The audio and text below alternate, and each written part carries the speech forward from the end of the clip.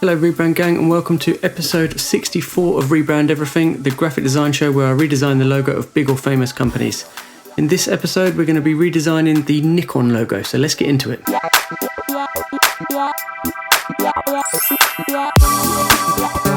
Right then, so I'm pretty sure most people are already familiar with the company Nikon, but for those who aren't, basically they make lenses and cameras, and when I dug a little bit deeper into this actually, I found out that they made other things like binoculars, microscopes and rifle scopes, so all lens and camera related. Looking at the history of the brand symbol, we can see that it has been developed beyond all recognition since the start in 1917. Everything, including the actual wording itself, has changed. Remember this triangular shape here because this might pop up later in the video. So as we scroll through this logo history, it's not until 1968 when we can start to see some resemblance to the more modern logos.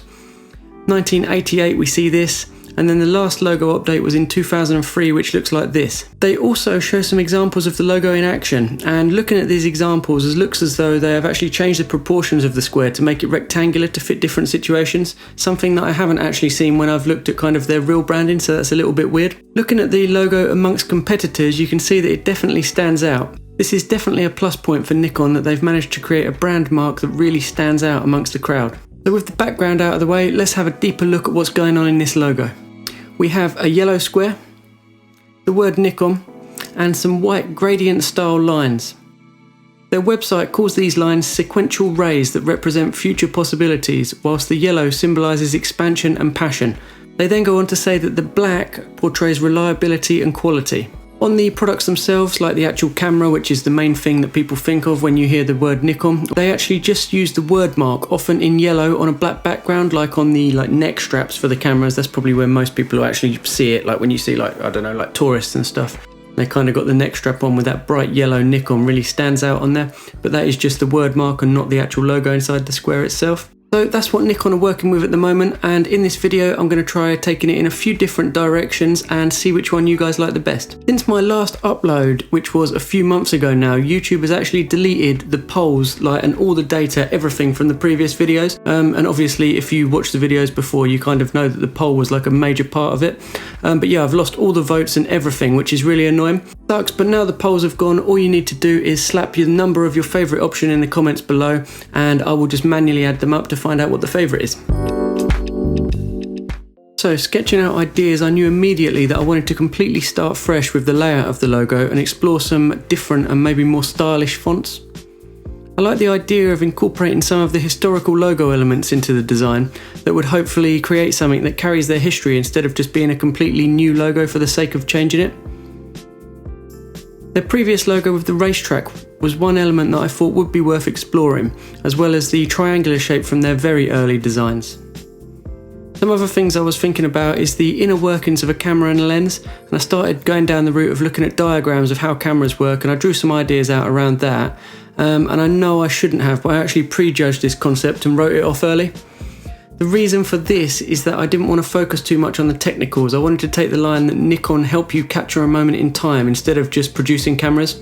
You know how marketing stuff works, it's kind of all about that capturing that special moment, that's how you portray it to the customer, instead of we've got this many megapixels, we got this special lens, so I didn't think the diagram route would be ideal. The other thing that came up was that aperture style design that a lot of photography companies have, where they've got the circle made up of the 8 aperture blades, but then that generally is just way overused for photography companies, and it just feels a little bit too cheesy and overused for a multinational corporation that Nikon are. I did draw out a few other ideas that I feel did have potential, and I thought the best thing to do at this point was to move over into Illustrator and start cleaning some of these ideas up and seeing how they look as final artwork. If you are liking the look of this video so far, please don't forget to press like, it really helps the channel out. Basically, the more people that press like on it, it tells YouTube that, this video is good, this video is worth watching, and pushes it up. It's something to do with an algorithm. And I really appreciate it. Thanks.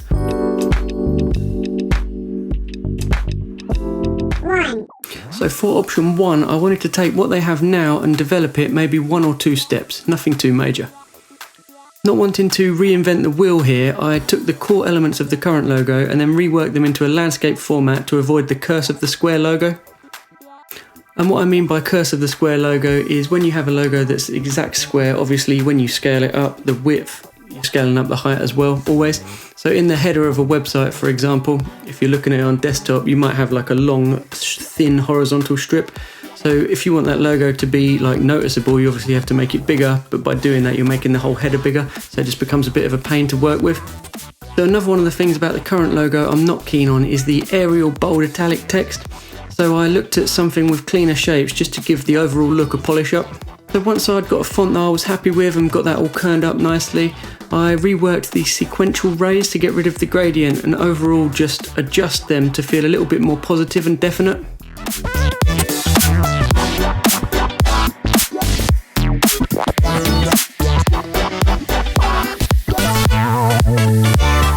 So just small changes here, but the outcome is a modernised version of their current look, leading to minimal confusion from customers whilst cleaning up the overall look and feel. And font check, DIN Next LT Pro Heavy Italic. Whoa. 2. So option 2 just turned into a little bit of a wild one, and I just can't really explain my thought process for it, so I'll just let you watch this and see what you think.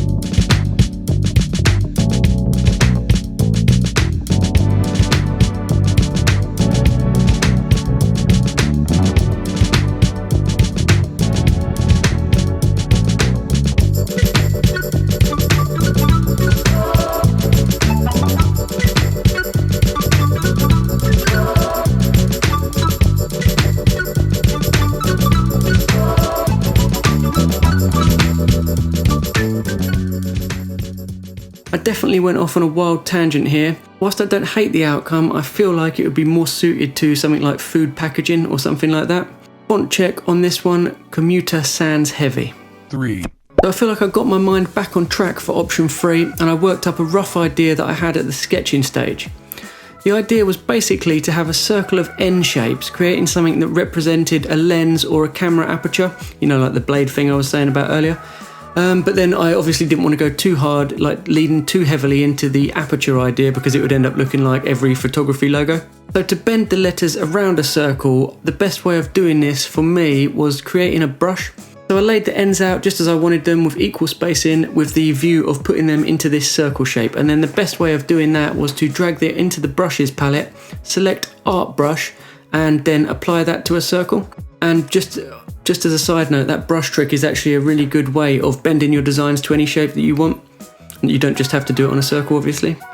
So once I had the circle looking nice and proportional, and I just changed the stroke thickness just to make them ends look nice and neat, I had to expand everything and cut away the centre cross to make the ends of each of the N shape nice and sharp and clean.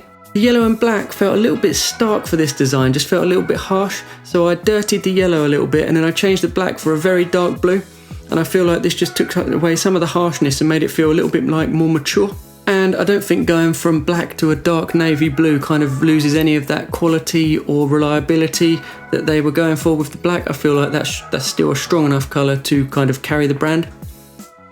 Font check on this one is again DIN Next LT Pro Heavy Italic. That is a mouthful. 4. So for option 4, I just had to incorporate that triangular shape that appeared in some of their super old logos. It just felt like the right thing to do, just kind of bring some of that history forwards. This shape is really quite distinctive as well, so I feel like a modern twist on this could become very iconic over time.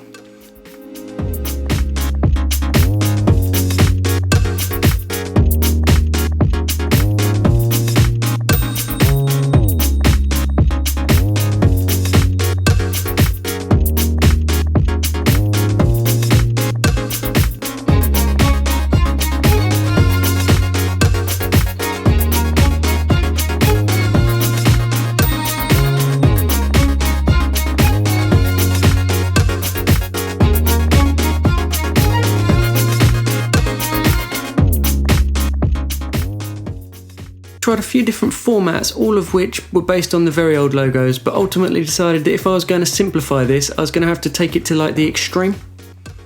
So the final logo is a clean and versatile design. It has a square box to tie it in with the current logo, the triangle shape to restore some of them classic vibes, and an all new font and rounded corner touches to soften up the style for the modern consumer. Font check for this one is Bio Sans.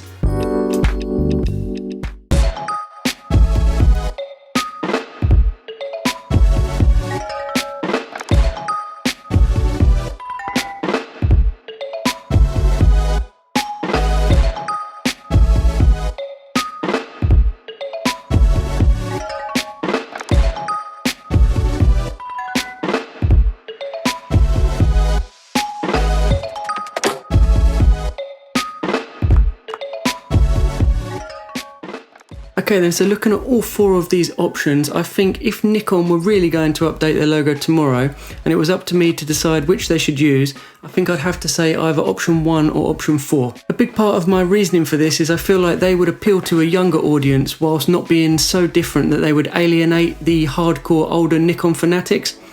And I feel like with the right campaign surrounding it, so obviously you kind of got to make that transition period from the old brand to the new brand without all the customers kind of thinking, like, oh God, what's changed? Is the quality going to be the same? Is it still going to be the same product that I was like happy with before? Yeah, I think with the right campaign around it, either of them two could work. But that's only what I think, and I'm just one person, so I'm interested what you think. So if you write a comment down below with your favourite option, and then if you've got time or if you want to, you can write a little note as to why that's your favourite, why you think it works, why you think the others don't. Anything really, just start the conversation below. And also, if you're new to the channel, don't forget to press subscribe and put the little bell on so you get notifications every time I upload, and press like on the video if you like the video. Cheers.